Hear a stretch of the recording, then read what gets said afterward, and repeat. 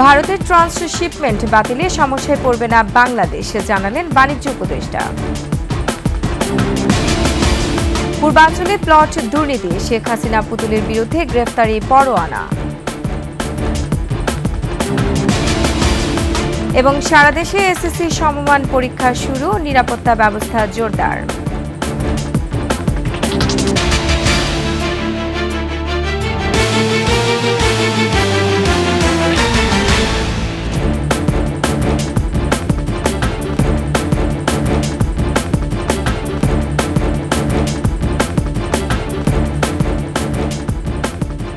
শুনছিলেন সংবাদ শিরোনাম। আমন্ত্রণ ২১ দুপুরের সংবাদে, সাথে আছে আমি রোমান আমিন। দর্শক, ২১ টেলিভিশনের সংবাদ একই সাথে সরাসরি দেখতে পাবেন আমাদের ফেসবুক পেজ www.facebook.com/2124 অনলাইনে। এছাড়া সাবস্ক্রাইব করতে পারেন www.youtube.com/@21 চ্যানেলে।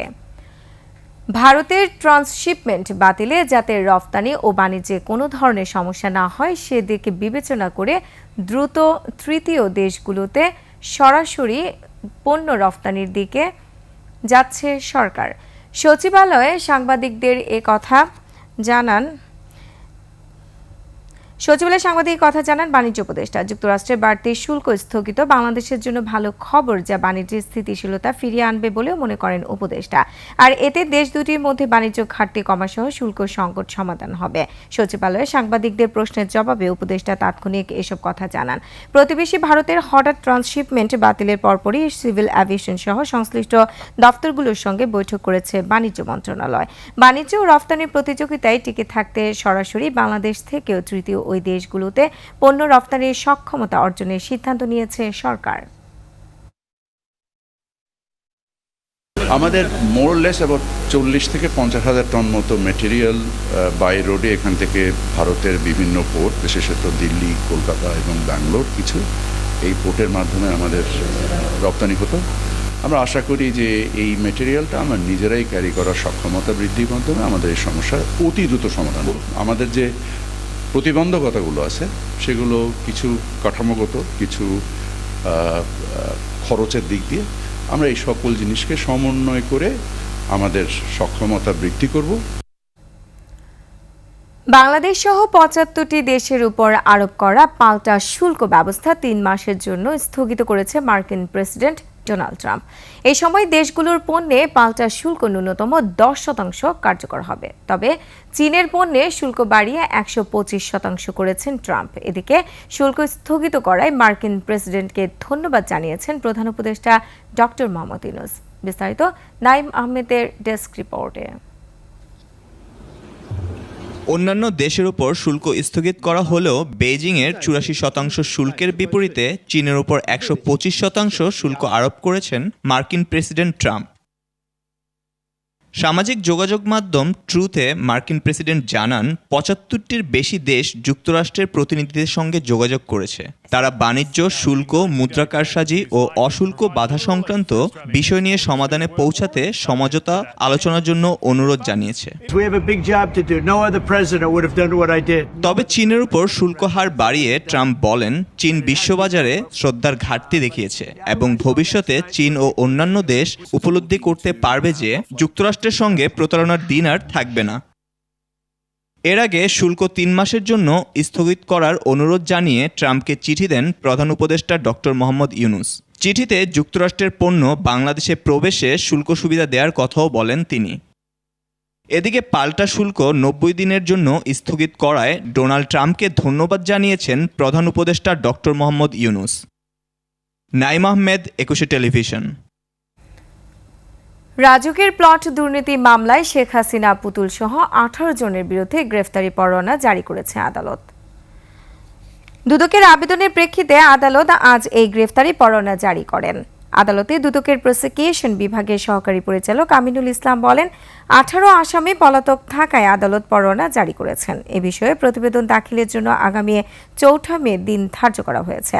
ক্ষমতার অপব্যবহার ও অনিয়মের মাধ্যমে রাজুকের পূর্বাঞ্চল নতুন শহর প্রকল্পে প্লট বরাদ্দ নেওয়ার অভিযোগে শেখ হাসিনা ও তার পরিবারের সদস্যদের বিরুদ্ধে ৬টি মামলা হয়েছে।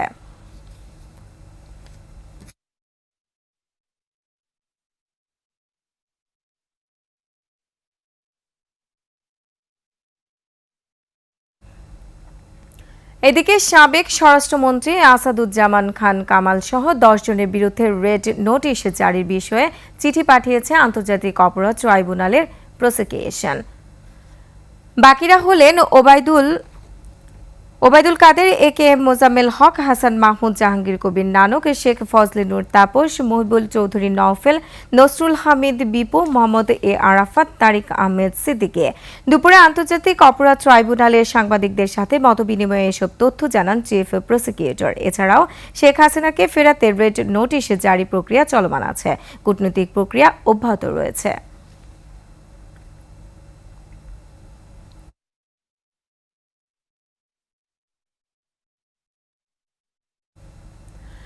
যুক্তরাজ্যে হাউস অব কমন্সের অল পার্টি পার্লামেন্টারিয়ান গ্রুপের উদ্যোগে বাংলাদেশের গণতন্ত্র ও রাজনীতি নিয়ে বিশেষ সেমিনার হয়েছে।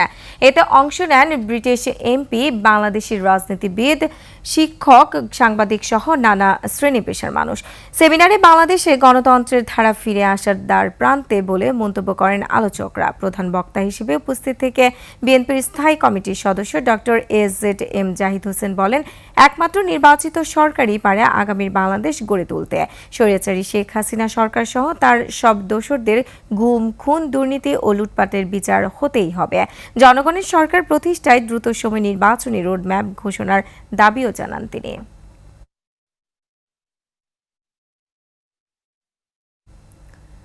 আজ থেকে শুরু হলো এসএসসি ও সমমানের পরীক্ষা। অংশ নিচ্ছে 19,28,000 শিক্ষার্থী। সকাল 10টায় একযোগে দেশের বিভিন্ন কেন্দ্রে পরীক্ষা শুরু হয়েছে, চলবে দুপুর 1টা পর্যন্ত। প্রশ্ন ফাঁসের গুজব ঠেকাতে নিয়মিত সামাজিক যোগাযোগ মাধ্যমে নজরদারি চলছে, নেওয়া হয়েছে বাড়তি নিরাপত্তাও। এদিকে পরীক্ষা চলার সময় 13 মে পর্যন্ত সব ধরনের কোচিং সেন্টার বন্ধ রাখার নির্দেশনা দিয়েছে শিক্ষা বোর্ড। সেই সঙ্গে প্রশ্ন ফাঁসের গুজবের বিষয়ে সর্বোচ্চ সতর্ক থাকারও আহ্বান জানানো হয়েছে। এদিকে ঢাকা মহানগরীতে কেন্দ্রের 200 গজের মধ্যে পরীক্ষার্থী ছাড়া জনসাধারণের প্রবেশে নিষেধাজ্ঞা দিয়েছে ডিএমপি।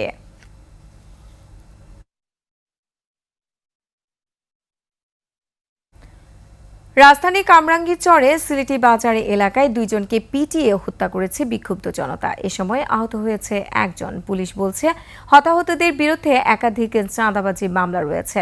খালিদ ইবনে মিজানের রিপোর্টে জানাচ্ছেন সিরাত আল মুস্তাকিম। রাজধানীর কামরাঙ্গীরচরে গণপিটুনিতে মাসুদ ও নাদিম নামের 2 যুবক নিহত হয়েছেন। এ ঘটনায় আহত হয়েছেন সোহাগ নামের আরও একজন। বুধবার রাত 10:30টার দিকে কামরাঙ্গীরচরের সিলেটি বাজার এলাকায় এ ঘটনা ঘটে। হতাহতদের বিরুদ্ধে কামরাঙ্গীরচর থানায় একাধিক মামলা রয়েছে।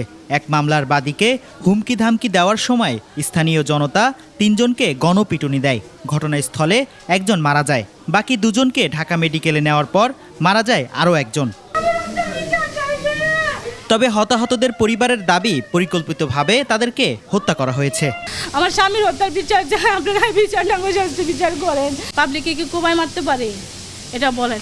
ওরা কোবায়া ওরা মানে পাবলিকের কাছে দিছে, বুঝাইছে যেটা পাবলিকে করছে। আমার বলছে যে জাহাঙ্গীরে কয়েকদিন ধরে ডাকাইতেছে, আমরা জাহাঙ্গীরের কাছে যাবো।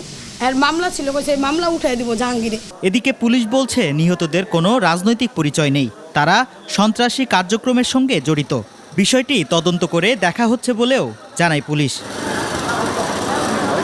সিরাত আল মুস্তাকিম, 21 টেলিভিশন, ঢাকা। সংবাদ এই পর্যায়ে একটা বিরতি নিচ্ছে, যখন ফিরছি তখন অন্যান্য খবরের সঙ্গে আরও থাকবে। ফরিদপুরে আধিপত্য নিয়ে 2 গ্রুপের সংঘর্ষে আহত 30, দোকানপাট ভাঙচুর, লুটপাট। বিরতির পর আবার আমন্ত্রণ 21 দুপুরের সংবাদে। ফরিদপুরের সালথায় আধিপত্য বিস্তার নিয়ে 2 পক্ষের সংঘর্ষে কমপক্ষে 30 জন আহত হয়েছে। এ সময় দোকানপাট ভাঙচুর ও লুটপাটের ঘটনা ঘটে। পুলিশ জানায়, এলাকার নুরু মাতুব্বর ও জাহিদ মাতুব্বর গ্রুপের মধ্যে আগে থেকে বিরোধ ছিল। বর্তমানে একটি মামলায় কারাগারে রয়েছেন নুরু মাতুব্বর। কারাগারে থাকায় এই পক্ষের নেতৃত্ব দেন তার ভাই, উপজেলা শ্রমিক লীগের সাংগঠনিক সম্পাদক মনসুর মাতব্বর। বিরোধের জেরে 2 পক্ষ দেশীয় অস্ত্র, ঢাল, সুরকি, রামদা, ইট, পাটকেল নিয়ে সংঘর্ষে জড়িয়ে পড়ে। এক পর্যায়ে নুরু মাতব্বরের সমর্থক নান্নু মাতব্বরের ব্যবসা প্রতিষ্ঠানে তালা ভেঙে লুটপাট করে প্রতিপক্ষরা। পরে পুলিশ ও সেনাবাহিনীর সদস্যরা পরিস্থিতি নিয়ন্ত্রণে আনে। জনপ্রিয় হয়ে উঠেছে নদীতে ও খালে খাঁচায় মাছ চাষ পদ্ধতি। কম পুঁজিতে বেশি লাভজনক হওয়ায় ভাসমান এই পদ্ধতিতে মাছ চাষে আগ্রহী হচ্ছেন ভোলার চাষিরা। এতে বেকারত্ব কমার পাশাপাশি বৃদ্ধি পাচ্ছে মৎস্য উৎপাদন। দর্শক, ভোলা প্রতিনিধি মেজবাউদ্দিন শিপুর তথ্যচিত্রের ডেস্ক রিপোর্ট।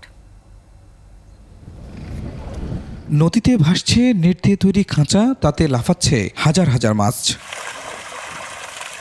এমন দৃশ্য চোখে পড়বে ভোলার চরশ্যামাইয়া, ভেদুরিয়া, ভেলুমিয়া, ধনিয়া সহ ৭ উপজেলার নদী ও খালের মুক্ত জলাশয়ে। জিআই পাইপ, ড্রাম আর নেট দিয়ে তৈরি করা হয় খাঁচা। একটি খাঁচা তৈরিতে খরচ ১০ থেকে ১২ হাজার টাকা। প্রতিটি খাঁচায় মাছ চাষ করা হয় ১,০০০-এর মতো। নদীর জোয়ার ভাটার পানিতে বেড়ে ওঠা খাঁচার মাছে যেমন খাবার কম লাগছে, তেমনি স্বাদও নদীর মাছের মতো। খাঁচার মাছটা কোনো লস নেই, আর এই মাছটা বাজার সাইড অনেক ভালো, খাইতে সুস্বাদু। জোয়ার ভাটার পানির কারণে আমরা অনেক ভালোভাবে মাছ চাষ করতে পারতেছি। আমাদের ওই মেডিসিনের খরচটা আমাদের বাঁচে থাকে। পদ্ধতিটা ভালো লাগছে।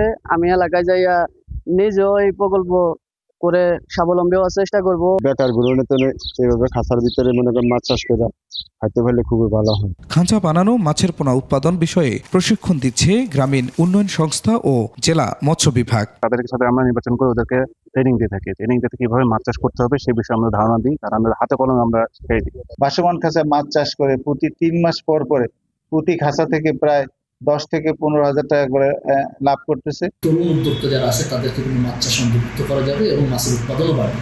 তো আমরা সেই লক্ষ্যে কাজ করছি। আশা করি এইখানে খাঁচার মাছ চাষ সম্প্রসারণ হবে।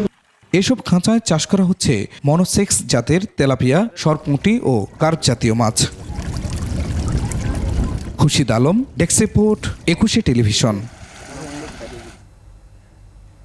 উদ্বোধনের 1.5 বছরেও চালু হয়নি ঝিনাইদহের কোট চাঁদপুর উপজেলা স্বাস্থ্য কমপ্লেক্সের নতুন ভবন।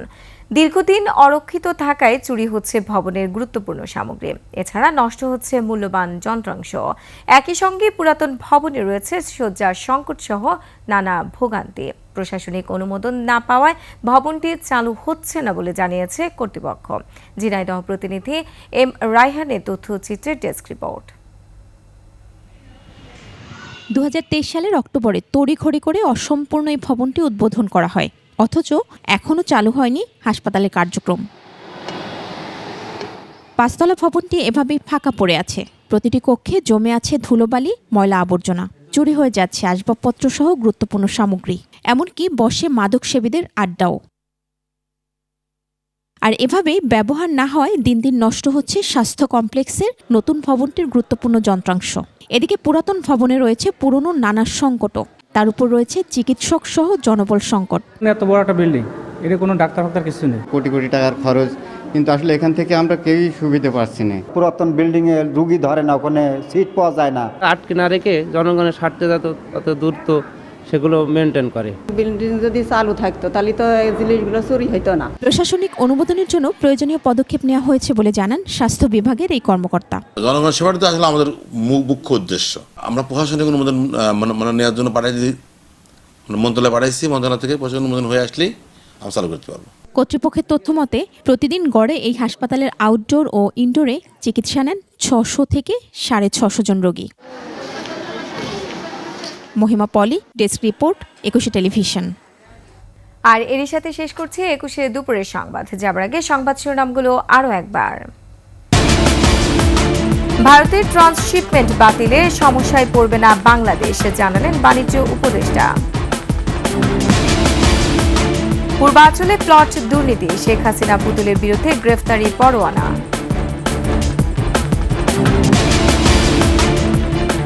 এবং সারা দেশে এসএসসি সমমান পরীক্ষা শুরু, নিরাপত্তা ব্যবস্থা জোরদার।